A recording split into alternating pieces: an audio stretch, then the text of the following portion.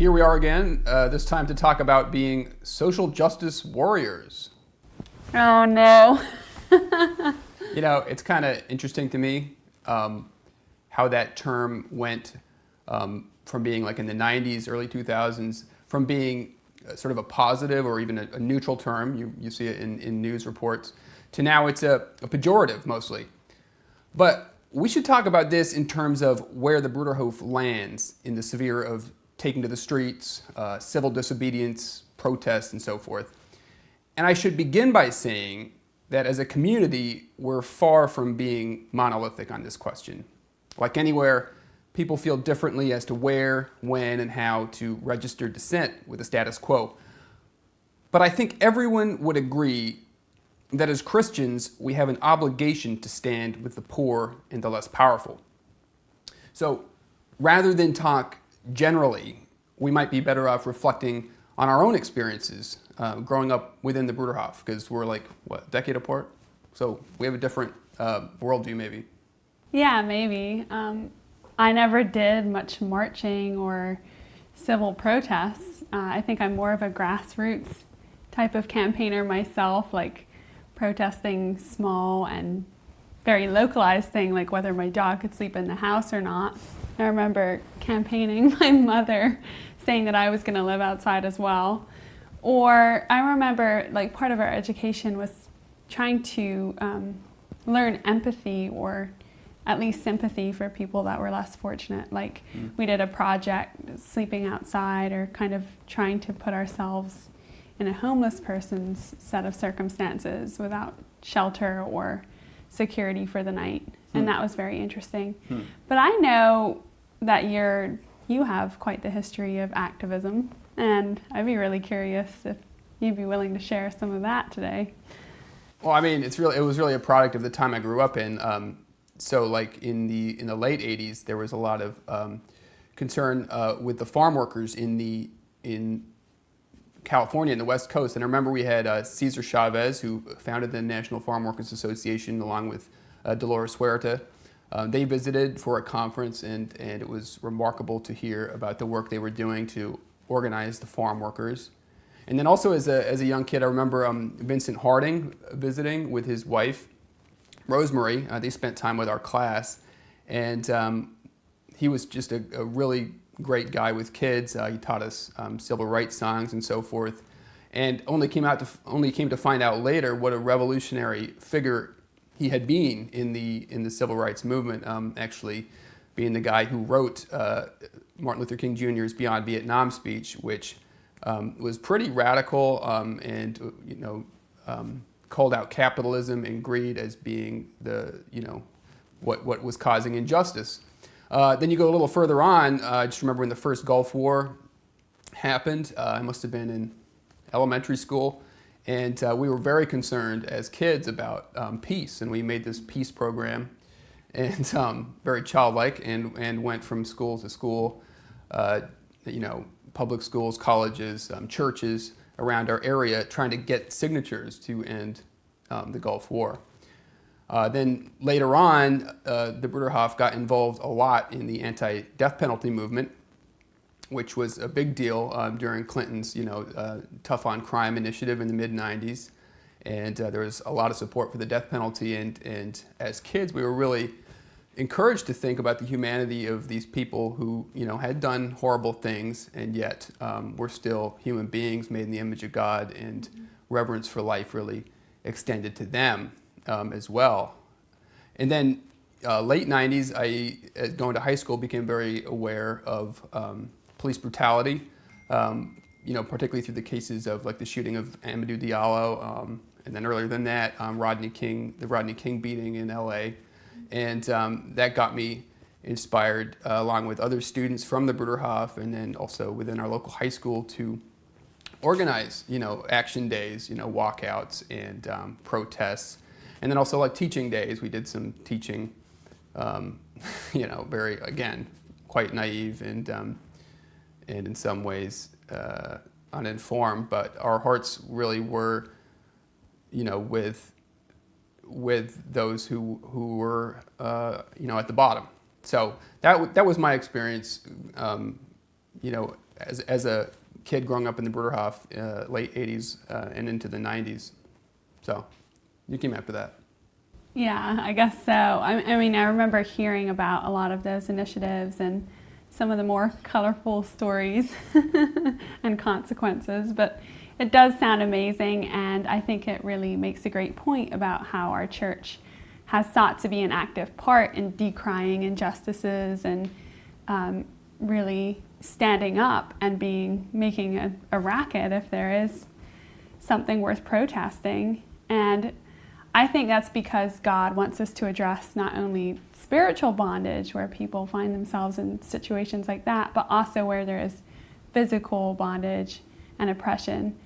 And it also brings to mind stories that I would hear from my grandfather about marching with Dr. King or protesting the various conflicts in the Middle East, like you were talking about, protesting the wars.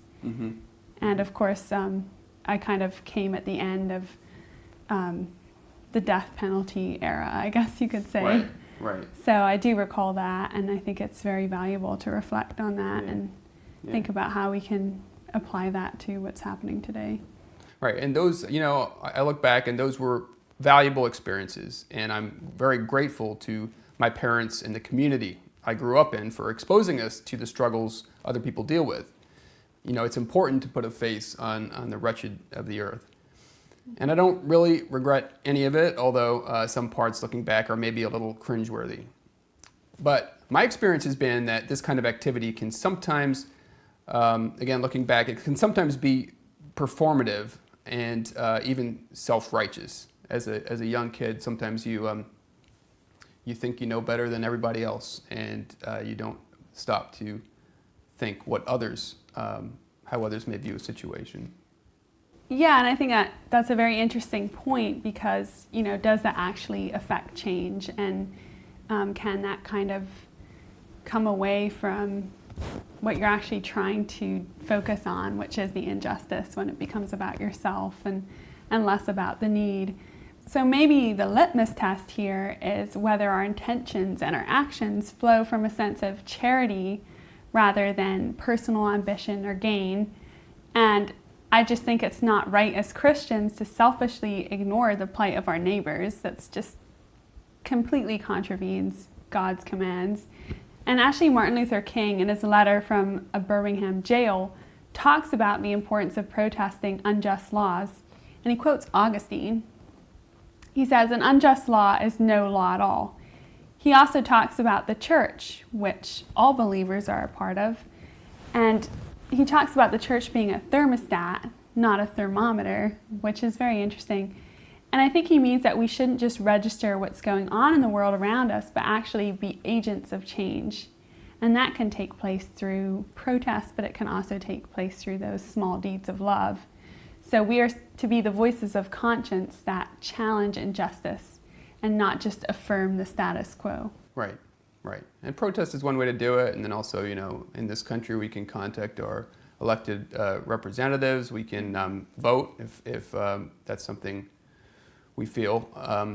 And we can also work locally in our local communities. But as we talked about previously, that kind of action that we're talking about, it requires sacrifice, and it requires actually living lives that embody social justice.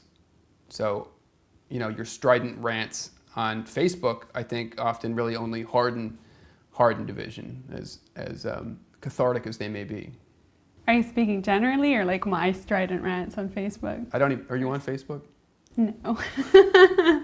But yeah, I think it's very tempting, especially like in the virtual world, to just vent and react when we're upset about something, whether it stems from injustice or not. But I think that's mostly pretty self-indulgent and rarely results in any effective change.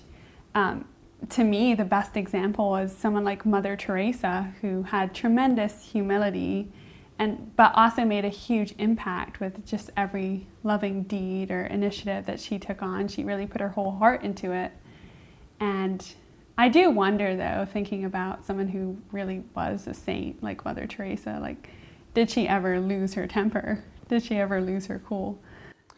I don't know. There's that one viral clip going around. This is not Mother Teresa, but Pope Francis. This woman in the greeting line tries to grab his hand, and he just and like shouts at her. So I think she probably did. Yeah. Even the most saintly people.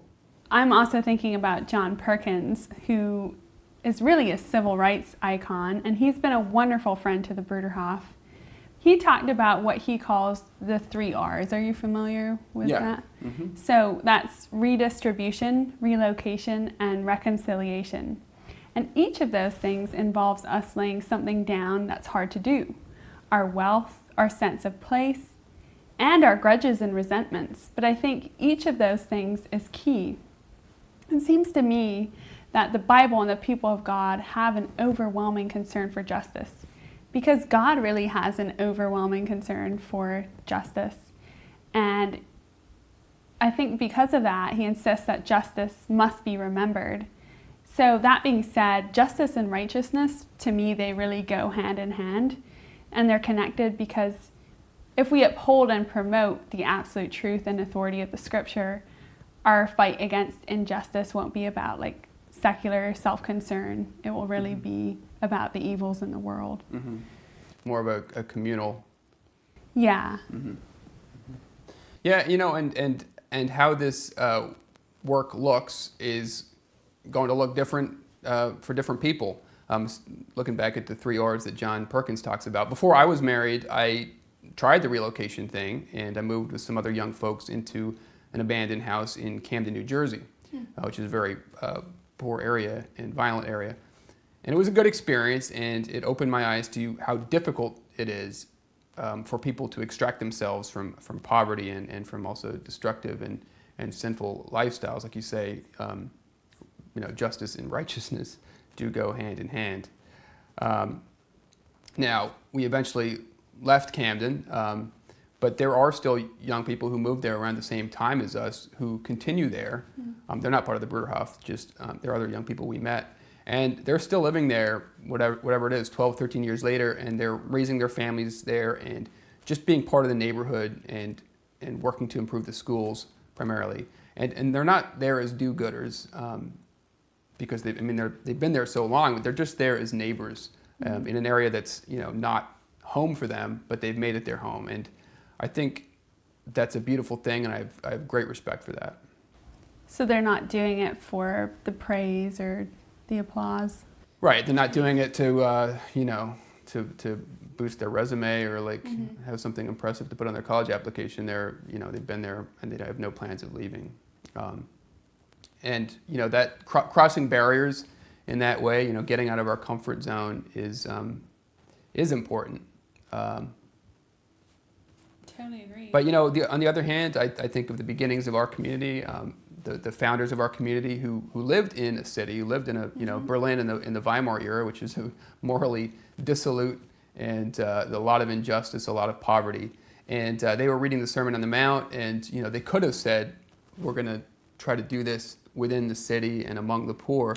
But they said, you know what, we need to actually put this stuff into practice, and the way to do that is to get out of the city, move into the country, get in touch with the land, do physical manual work on the land, and try to live a life of brotherhood. So that's another way to do it.